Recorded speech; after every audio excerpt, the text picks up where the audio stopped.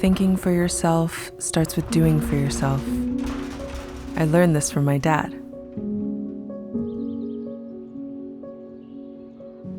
Dad did things as Grandpa had taught him, and I learned by following him around.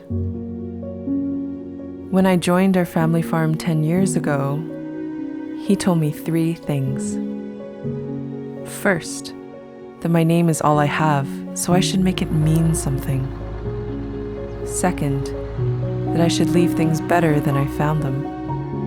And third, to keep good company.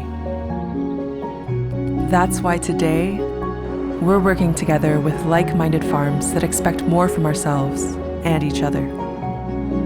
Farms that are entirely family-owned and operated, who use or repurpose 100% of our crops, set aside grasslands to protect our wildlife, and use advanced storage systems to deliver fresh vegetables year-round. All in the effort of sustainability and delicious produce for millions of our neighbors. And the fields always look thankful for the effort.